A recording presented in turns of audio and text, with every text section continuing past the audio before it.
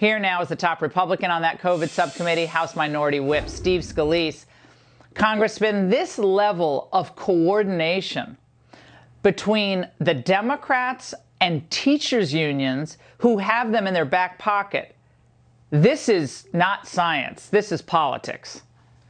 Yeah, Laura, and what we exposed through this is that it was political science, not medical science, that CDC used to put their guidance out on school reopenings. And in fact, CDC was getting ready to come out with guidance that would have been more favorable towards opening schools. And then the teachers' unions were given weeks, over a week before it came out, were given a sneak copy of it that no one else got, that we've been able to find, and said, okay, what do you think about this? And we had uncovered emails between the CDC director and the union president saying, wait a minute, we don't like this. We want new language that makes it easier to close schools. And they actually, the unions, gave different language to the CDC. And then CDC's final language was almost word for word verbatim from what the teachers union sent.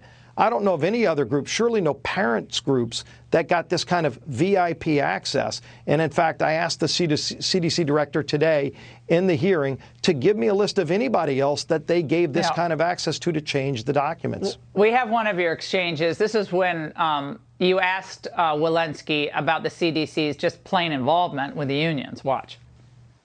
These were discussions that happened in the beginning of February of 2021, days after I entered into this position. We needed to get our schools open.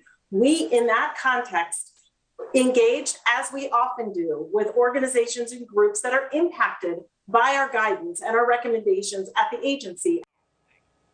First of all, she's reading her response. She knows she's in hot water, so you can see her reading it.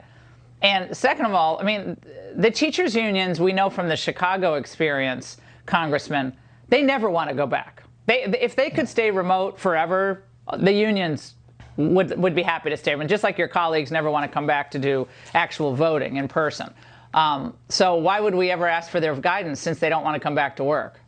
Right, and ultimately what they said was, we want stronger guidance to keep schools closed, to keep millions of children out of schools. And keep in mind too, Laura, this is all going on under the backdrop when the Justice Department is calling parents domestic terrorists for showing up at school board meetings. So I asked the CDC director, give me names of parent groups that you consulted and gave this same kind of VIP access. They couldn't give me a name. And I said, I want to know, like, were parents allowed to have the same kind of ability to change the science like the unions were able to get to keep schools closed? And she couldn't give me a single name because it was the union bosses who said, look, don't come out with this until you give us new ability to shut down schools. And they paid off their friends and gave them the language. Well, and I will say in closing that Maggie Hassan in New Hampshire, Mark Kelly in Arizona, Cortez Masto in Nevada, you are partly responsible for this. You get the donations from the teachers' unions. Warnock as well.